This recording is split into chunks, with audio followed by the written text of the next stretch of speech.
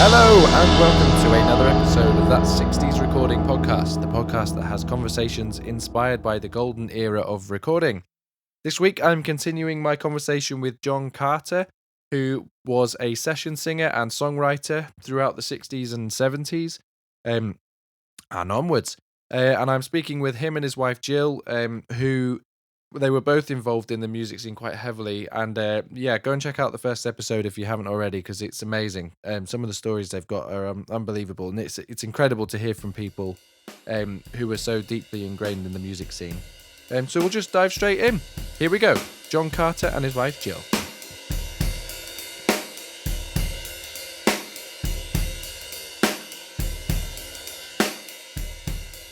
A song that seems to be a bit of a particular sort of standout. Let's Go to San Francisco is a big move away from kind of, 2.5 minute sort of what you'd think of as like a sort of 60s, early to mid 60s song, and then Let's Go to San Francisco suddenly becomes a lot more adventurous and it's a double track essentially. I mean, what was the thinking behind that, and how did you approach writing it and all of that kind of thing? It just seems a really interesting subject, that particular song.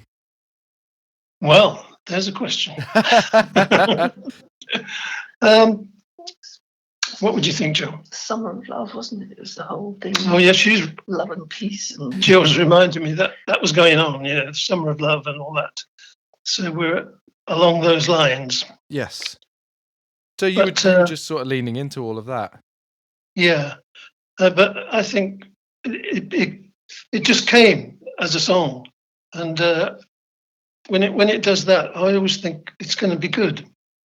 There's no sitting down and saying, "Oh, I don't like that line. I don't like that line. I don't like." It all just came together.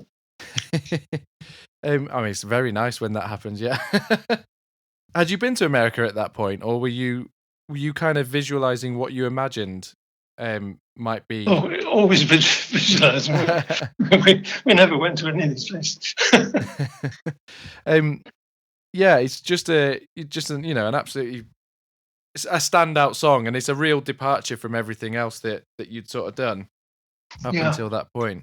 And that was sort of moving into the Flower Pot Men and all of that kind of era of writing. Were you deliberately? I mean, it was just another guys that you were under, wasn't it? Another project that you did. Yeah. I think we were always trying to do something a bit different. We didn't like to copy people, shall we say? So you were actively trying to be, trying to sort of stay out of the box, so to speak. Yeah. What? Sorry, I interrupted you there. When we wrote San Francisco, we actually sat down and said, let's do something a bit different now, and I think it did sound different when we finished it. Oh, absolutely, and I love the fact that it was a conscious decision. I think that's so often people think that as a songwriter, songs just appear, but actually they appear through conscious decision and hard work on your part. Quite agree. So then I kind of I enjoy the idea that you are a creative songwriter, sort of writing. When I say creative songwriter, there's in my mind there's a split between songs that are sort of emotionally connected to you, and then songs that are, for adverts or TV or some sort of commercial purpose. And do you enjoy both of those things, or was the commercial side of it, because that's kind of what you moved into through the 70s, was that something that you just did because that's where the work was, or do you just enjoy writing overall? Well, I do enjoy writing, but when I got offered jobs for writing music for adverts, commercial writing, how could you turn it down? Because they offered you a lot of money to do it. Then, and you also wrote a huge amount for films through the 70s too. Was that something that was a challenge? I don't think I wrote many film things. There was a maybe I've got my my list wrong, but there seemed to be 2 or 3 maybe they were just songs that you'd written that featured on the films, and you weren't actively writing a complete Yeah. soundtrack for a film. I think you're right there. Yeah. Yeah. Poor Cow was one. Poor Cow. Yeah. So was you suggested it was he somebody who sort of linked you up with that kind of thing? Publisher in some cases. Okay. Yeah. Okay. And then the final sort of major thing I was interested in was working with your wife in Kincaid. I know she's right there with you. So watch what you say. I mean, the suggestion I've read is that Jill brought a bit more maturity to the lyric writing. But how was it? How was it? She's laughing now. She's laughing. You can answer that, John. Go on. Well, I don't know about maturity. I never really enjoyed songs that were just about love and, pretty boring and.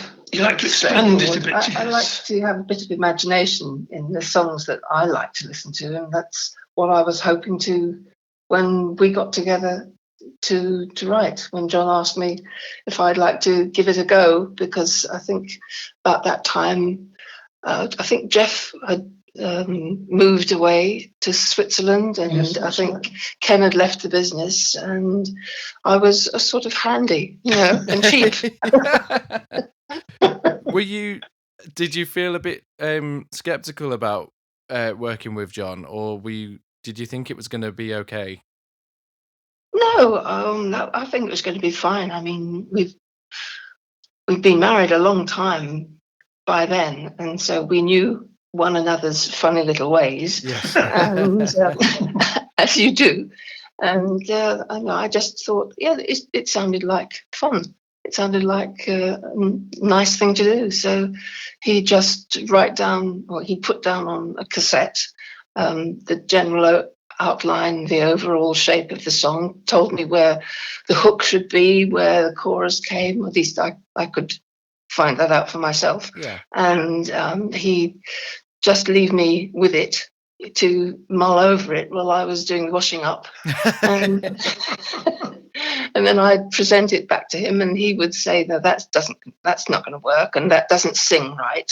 Mhm. And I don't really like the idea, but the title's good, so we worked it from there. It's great. So when you were coming up with sort of melodic ideas, would you sort of mumble almost kind of nonsense lyrics and then wait till something came along? How did your sort of process work? John would sort of put nonsense words in from the bits that were necessary, Yeah. to actually get the idea over and to fit with the musical idea. And then I would write something, and he would try and play it through with the words, and that's when he'd say, this doesn't sing right, it needs more, to be the emphasis isn't in the right place, and these sort of musical things that, not being a musician myself, I wasn't used to. Mhm. And eventually I got the hang of how you need to fit the lyrics to the phrasing of the music. Yeah. So, and then I improved over the years, and we managed to write a few hits. I know from working with so I'm a drummer by trade, and I know from working with people who aren't drummers and they try to explain the things for me to do. I really enjoy that because they don't do the natural things that I do as a drummer. So I wonder if I don't know who wants to answer this necessarily, but presumably for you were approaching it in a sort of non-musical way, and that must have been quite refreshing for you, John, to have a completely different opinion and set of ears on the music. Yeah, I think that's right. I mean, together, I think it came over. It came very, very good, didn't it? It came together. It came together. Yeah. Because really, I wasn't interested in being a songwriter, and I didn't really know what I was doing. And John did, because he'd been doing it for years. And we sort of meshed together in the middle. And I think we made a pretty good combination. And also, we got all the money, didn't we? Yeah, that's the other thing as well. That really appealed to John. Maybe I should start writing songs with my wife. Well, try it. I can imagine it's pretty sort of cathartic for you, or like a good challenge for your marriage, and to do that. If you can write songs together and it be harmonious, then you can get through anything.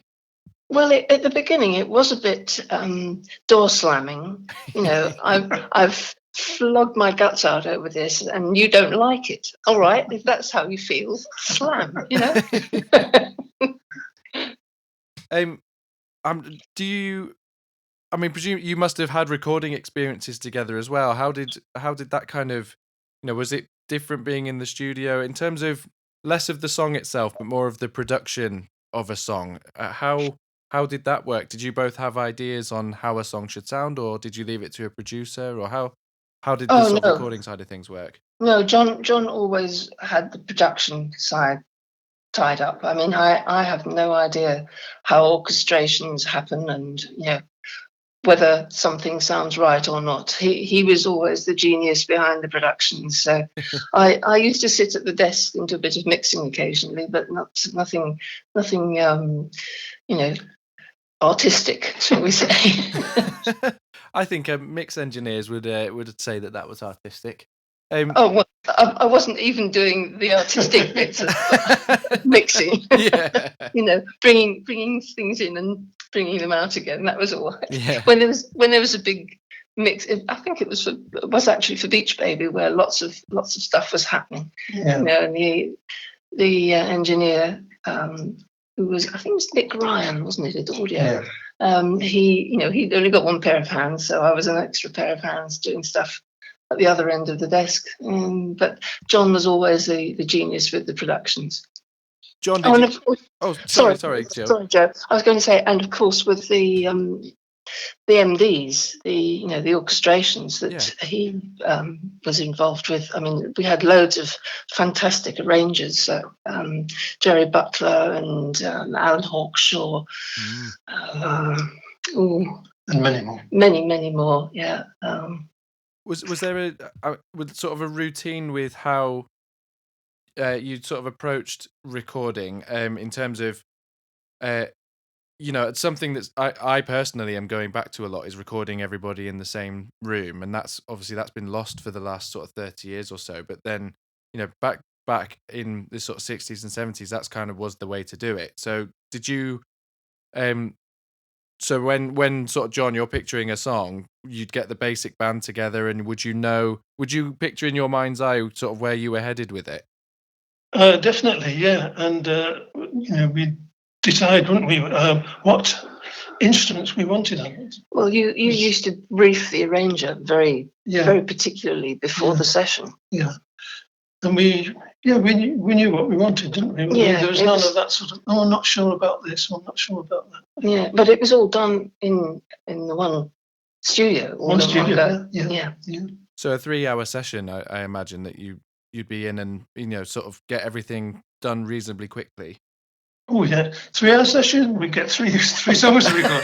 Oh no, I don't know. Sometimes it was all day, all night as well. Those were the complicated songs. Well, yeah, like San Francisco and Beach Baby. Yeah, that's true. Well, that's sort of where the change was. I suppose before it all happened around a similar time. I guess before sort of 67, everything was 3-hour sessions. I remember speaking to Clem about the specific times of each of these sessions, and then oh yeah, that's right. It was 10 till 1, 2 till 5, and 7 till 10. And sometimes it was 3 in a day for sessions. I mean, obviously for Clem it was, and for the backing singers as well. That's how the routine went. If you were lucky enough to get booked.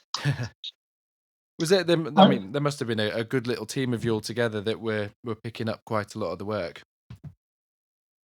That's true. Oh yes. Yeah, there was we did a lot of little regular band, more or less. It was, yeah, and good money. And that's how the Southerners got together, really, because a lot of the session singers, session musicians were part of that, doing the recordings, and the Southerners just became the travelling band. It's like a little gang, really, wasn't it? You'd meet the same people in different studios. You go from one to another, and they say, "Oh, I didn't know you were coming to this one." Did you have particular favourites? If you turned up at a session and there was a particular guitarist or bass player on it, you'd think, oh yeah, this is going to be a good one. A good few hours. Or I'm not necessarily asking for names, but if there was a few that you were kind of thinking, oh, okay, we'll get through this next 3 hours.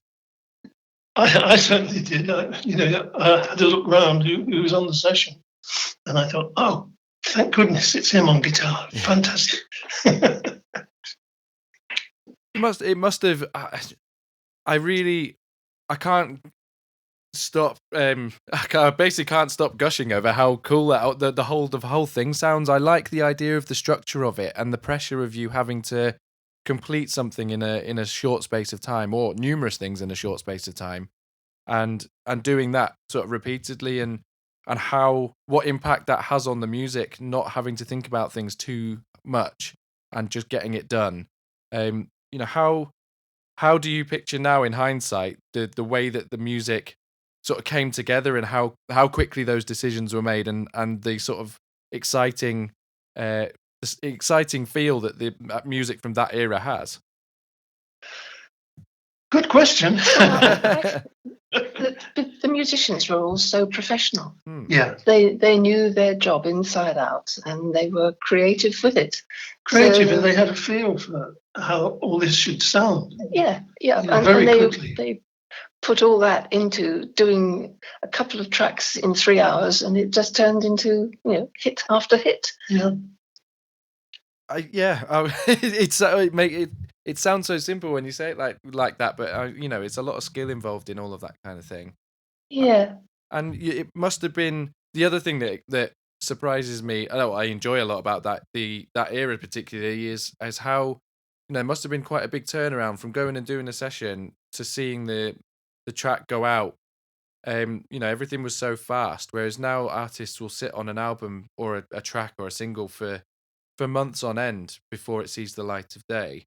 And that must have been quite an exciting feeling to be involved with the session and then hear the track back on the radio a short time after.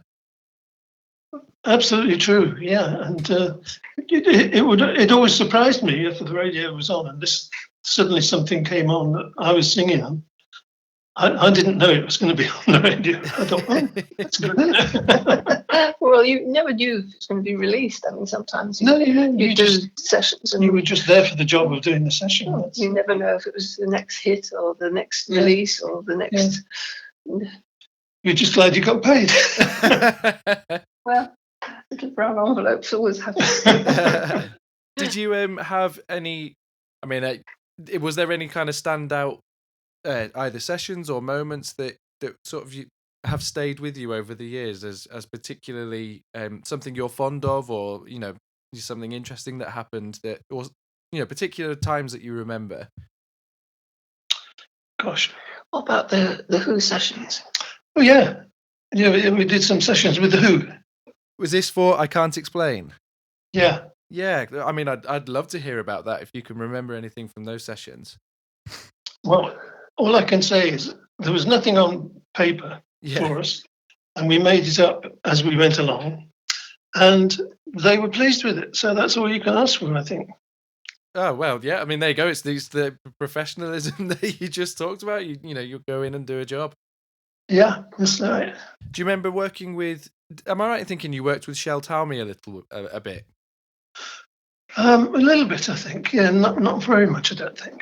Okay, because I know he was involved in. I think he was involved in a few bits with the Who, and he he's obviously American, so his way of working will have been slightly different, I suppose. Yeah. To the way that the UK producers worked. Yeah, that's true. Did you have particular producers that you enjoyed working with more than others, or how did that work? Were you consistently booked by the same producers, or was it a fixer that booked the sessions? There was different producers, yeah, but I used to like the ones that actually didn't know what they wanted, so they came up to you and said, "Do what you like and make it sound good." Well, it lets you do your thing, doesn't it? Yeah, that's right. I'm also correct in thinking that you sang on the Tom Jones hit. It's Not Unusual. Obviously, that's the hit that made him huge. So Yes. you were involved in that as well. Do you remember that session? Yeah. Oh, yeah. Yeah. I remember that one. And I thought at the end, that's a hit. And I was right. I mean, he's even now still his voice is absolutely knockout, and he's a born performer. Yeah. Yeah. No, it's very good. And he was great on the session. He's a nice guy, actually.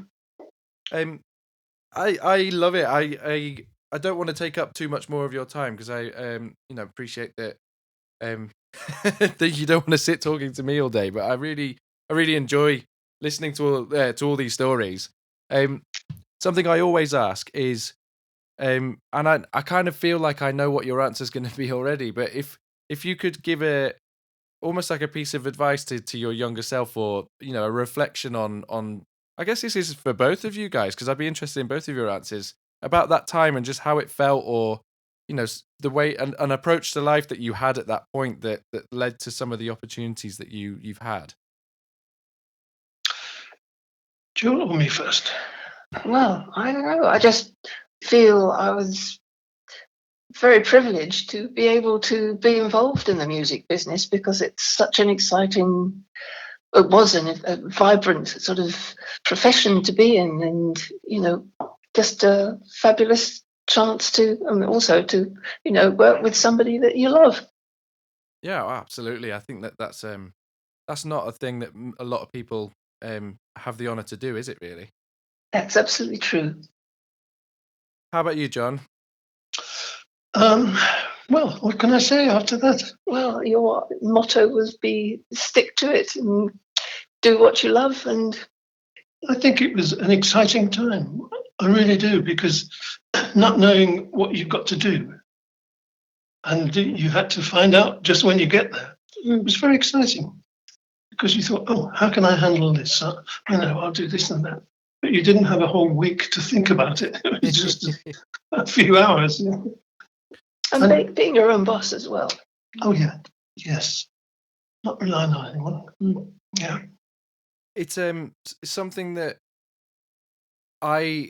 if I was to sort of say how it, from an outsider's perspective, looking at a lot of the people I've spoken to, including you guys, about it, it seems to me that there's a few things that you've all got in common, which is confidence in what you do, and a willingness to just say yes and put yourself in uncomfortable situations and see what happens.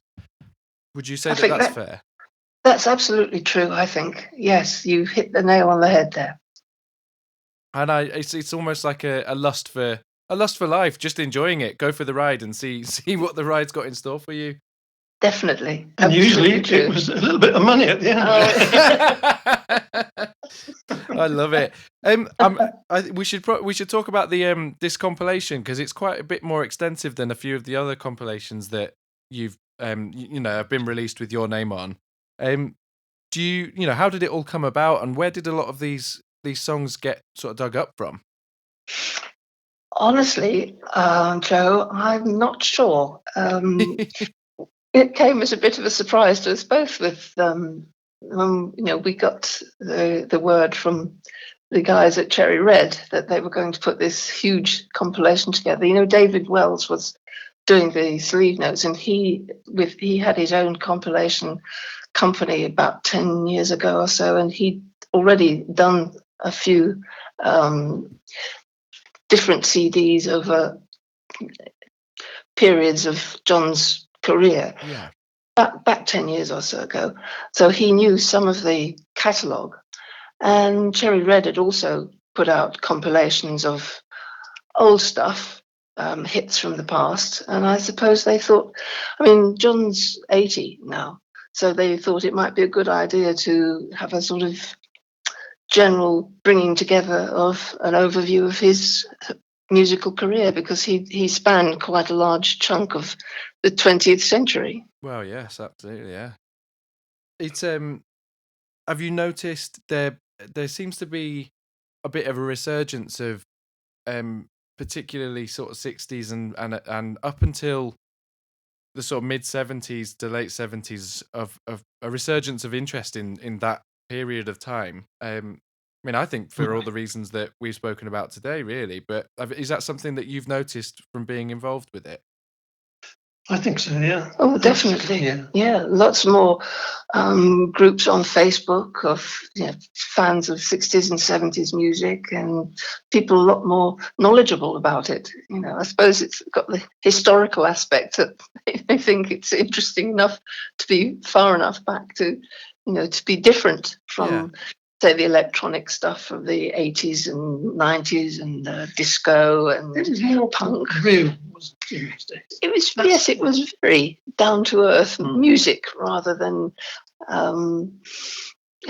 well, as I say, technology rather than. I mean, I used to think when someone sang a bum note in our day, they couldn't do anything about it. You'd have to take it. You have to retake it. Now they can say, "Don't worry, we'll just put that up a bit and down a bit." And yeah, exactly. It was sort of all instant, and if it didn't go right the first time, you had to do it again until you got it right. Yeah, you kind of. I mean, humans like imperfect things, and we've sort of moved into a world that's perfect, and because as we begin to realise we quite like imperfect things, and go back to this era that was imperfect, and it's more beautiful for it.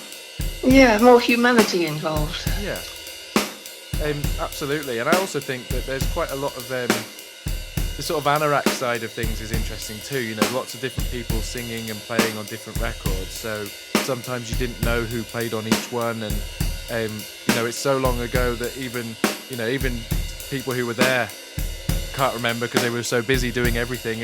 Exactly. And there's a sort of a bit of discovery about it as well if you find stuff out like that. Yeah, definitely. It's digging into the prehistory of stuff. Finding out. Interesting. Yeah.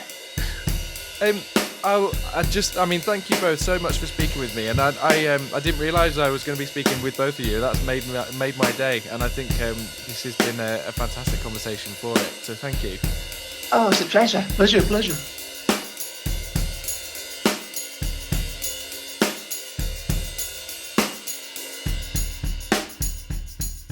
So there we have it, the final part of my conversation with John Carter and his wife Jill.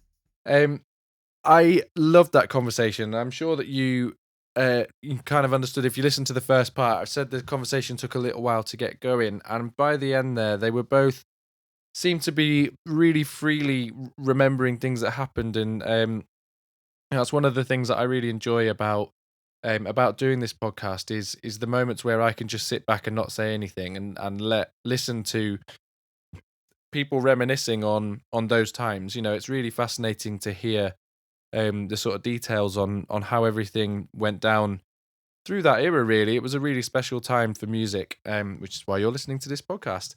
And as much as the sort of technicalities of recording are interesting, which I obviously do a huge amount of episodes on, it's also really interesting to hear from people who were sort of on the front line, if so to speak, producing the material, the songs that people were recording and recording on the records themselves. And ultimately, as sort of John mentions a lot of times, for money. It's a job for these guys. And that fascinates me too. We think of a lot of career musicians nowadays come from backgrounds where they don't need to worry too much about money. And, for a lot of the musicians working through the 60s, a lot of it was, obviously born through a love of music, but I almost said money then. But music, but yeah, a lot of it was you got paid at the end of the day, and it was a great way to earn a living. It was very different in terms of attitudes to working back then. I sound like I'm speaking from experience. I obviously wasn't born then, so I don't know. But yeah, I just love hearing about it. So please do go and check out the playlist that I've put together. The link will be in the show notes. And as I said at the end of the last episode, go to cherryred.co.uk and you can check out this new compilation record, My World Fell Down, which is a 4-CD compilation of John Carter's sort of history, really. There's lots of different guises and lots of different styles, and honest to God, it's incredible. I absolutely love it. They haven't paid me to say this. It's just genuinely really good. I'm looking at the website now. So it comes out on March 18th, which will be by the time you're listening to this. And it's only 20 quid for four CDs and however many 5.5 hours worth of music. And yeah, just go and get it. It's amazing. Absolutely incredible. Super. So that just leaves me to say, if you'd like to get in touch with me or check out anything that I do, you can do that at allyouneedisdrums.com. I'm also on Instagram at allyouneedisdrums. On my website, you can find out more about the drum stems and things I do, the Beatles tracks I've re-recorded. On Instagram, you can also keep up with the happenings at my studio. Had some really exciting sessions for some 60s icons come in recently, which I will no doubt tell you more about as we go on with this. You can also purchase a mug and any of the CDs on there, which all help support this podcast. So thank you to everybody and anybody that's been buying those. I really do appreciate it. And then do get in contact with me. I love hearing from the listeners. If you've got guest suggestions, feedback, anything like that, don't hesitate to send me an email. I'm just a human at the end of a laptop, and I love to hear from you. That just leaves me to say a big thank you to Adam Mallet for the artwork he supplies every week, to Joe Kane for the intro and outro music, and to Rory Hancock for his editing and uploading and doing all of the legwork that this podcast needs. So I really appreciate all of you, and I appreciate you guys for listening, and I will be back next week. Goodbye.